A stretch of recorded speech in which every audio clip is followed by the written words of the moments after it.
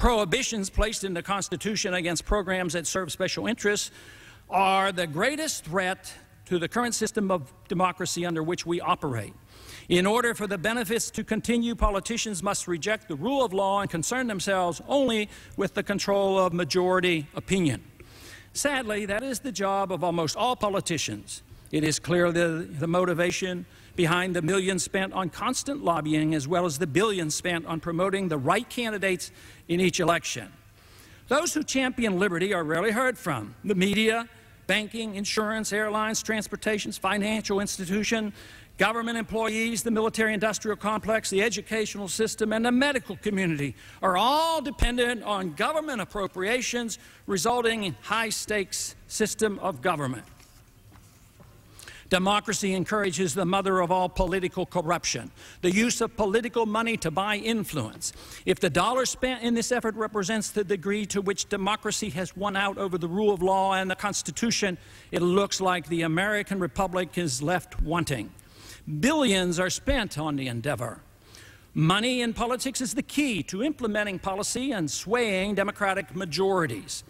It is seen by most Americans, and rightly so, as a negative and a danger. Yet the response, unfortunately, is only more of the same. More laws tinkering with freedom of expression are enacted in hopes that regulating sums of private money thrown into the political system will curtail the abuse. But failing to understand the cause of the problem, lack of respect for the Constitution, and obsession with legislative relativity dictated by the majority serve only to further undermine the rule of law. We were adequately warned about this problem.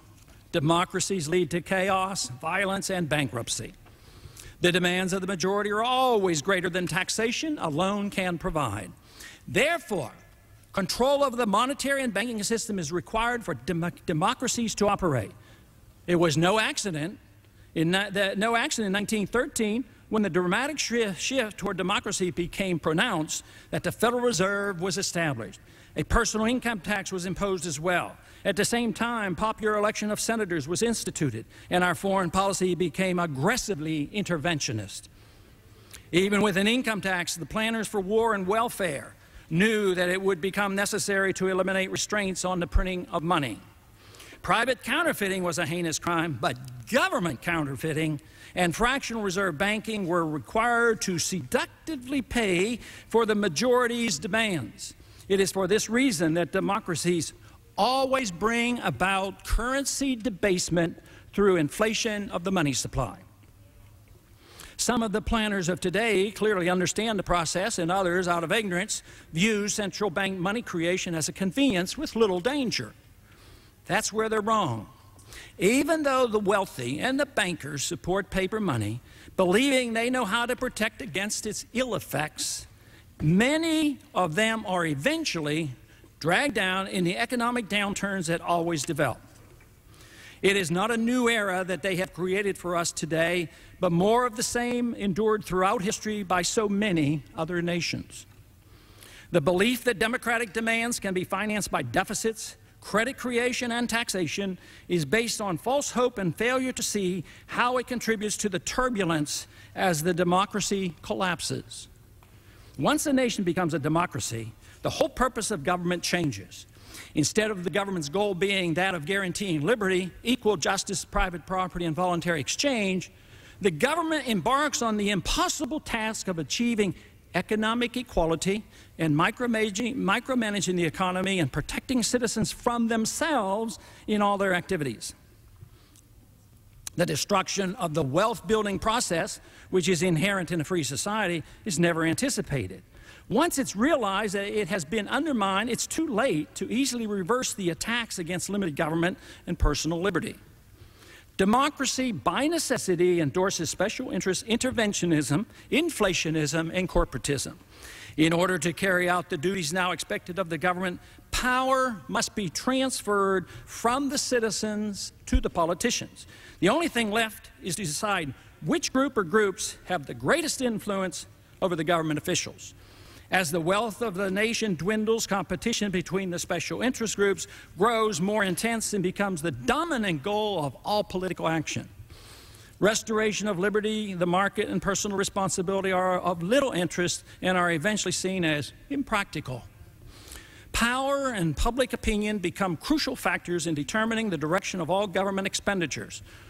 Although both major parties now accept the principles of rule of majority and they reject the rule of law, the beneficiaries for each party are generally different, although they frequently overlap. Propaganda, demagoguery, and control of the educational system and the media are essential to directing the distribution of the loot the government steals from those who are still honestly working for a living. The greater problem is that nearly everyone receives some government benefit and at the same time contributes to the Treasury. Most hope they will get back more than they pay in and therefore go along with the firmly entrenched system. Others who understand and would choose to opt out and assume responsibility for themselves aren't allowed to and are forced to participate. The end only comes with the collapse of the system, since a gradual and logical reversal of the inexorable march toward democratic socialism is unachievable. Soviet-styled communism dramatically collapsed once it was recognized that it could no longer function and a better system replaced it. It became no longer practical to pursue token reforms like those that took place over its 70-year history. The turmoil and dangers of pure democracy are known. We should get prepared. But it will be the clarity with which we plan its replacement that determines the amount of pain and suffering endured during the transition to another system. Hopefully, the United States Congress and other government leaders will come to realize the seriousness of our current situation and replace the business-as-usual attitude, regardless of political demands and growing needs, of a boisterous majority. Simply stated, our wealth is running out, and the affordability of democracy is coming to an end. History reveals that once majorities can vote themselves largesse, the system is destined to collapse from within. But in order to maintain the special interest system for as long as possible, more and more power must be given to an ever-expanding central government, which of course only makes matters worse. The economic shortcomings of such a system are easily understood. What is too often ignored is that flip side of delivering power to government is the loss of liberty to the individual. This loss of liberty causes exactly what the government doesn't want: less productive citizens who can't pay taxes. Even before 9/11, these trends were in place and proposals were abundant for restraining liberty. Since 9/11, the growth of centralized government and the loss of privacy and personal freedoms have significantly accelerated. It is in dealing with homeland defense and potential terrorist attacks that the domestic social programs and the policy of foreign intervention are coming together and precipitating a rapid expansion of the state and erosion of personal liberty. Like our social welfareism at home, our foreign meddling and empire building abroad are a consequence of our becoming a pure democracy. The dramatic shift away from the republic that occurred in 1913, as expected, led to a bold change of purpose in foreign affairs. The goal of making the world safe for democracy was forcefully put forth by Wilson. Protecting national security had become too narrow a goal and selfish in purpose.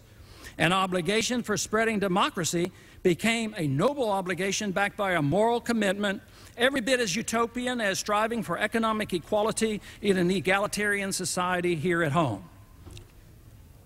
With the growing affection for democracy, it was no giant leap to assume that majority opinion should mold personal behavior.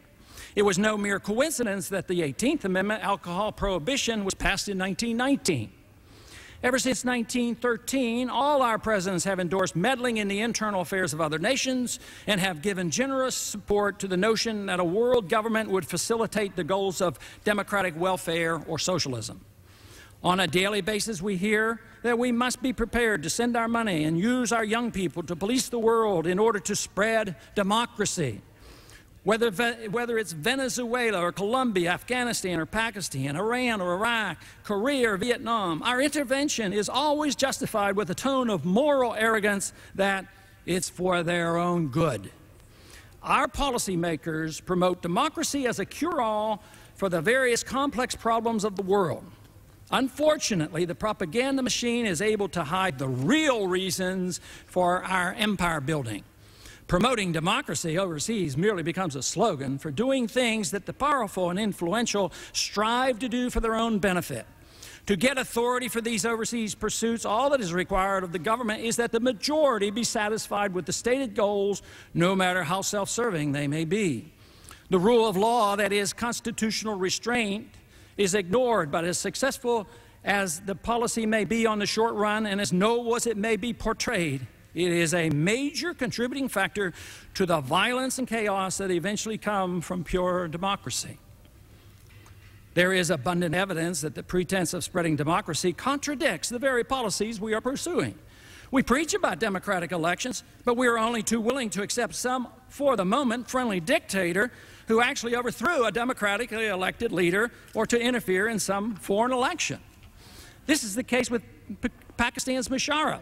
For a temporary alliance, he reaps hundreds of millions of dollars, even though strong evidence exists that the Pakistanis have harbored and trained al-Qaeda terrorists, that they have traded weapons with North Korea, and that they possess weapons of mass destruction. No one should be surprised that the Arabs are confused by our overtures of friendship. We have just recently promised billions of dollars to Turkey to buy their support for the new Persian Gulf War. Our support of Saudi Arabia, in spite of its ties to the al-Qaeda, is financing and training. It is totally ignored by those obsessed with going to war against Iraq. Saudi Arabia is the furthest thing from a democracy. As a matter of fact, if democratic elections were permitted, the Saudi government would be overthrown by bin Laden ally. Those who constantly preach global government and democracy ought to consider the outcome of their philosophy in a hypothetical Mid-East regional government. If these people were asked which country in this region possessed weapons of mass destruction, had a policy of oppressive occupation, and constantly defies UN's Council resolution, the vast majority would overwhelmingly name Israel. Is this ludicrous? No, this is what democracy is all about and what can come from a one-man, one-vote philosophy. U.S. policy supports the overthrow of the democratically elected Chavez government in Venezuela because we don't like the economic policy it pursues. We support a military takeover as long as the new dictator will do as we tell him. There is no credibility in our contention that we really want to impose democracy on other nations. Yet promoting democracy is the public justification for our foreign intervention. It sounds so much nicer than saying we're going to risk the lives of young people and massively tax our citizens to secure the giant oil reserves of Iraq.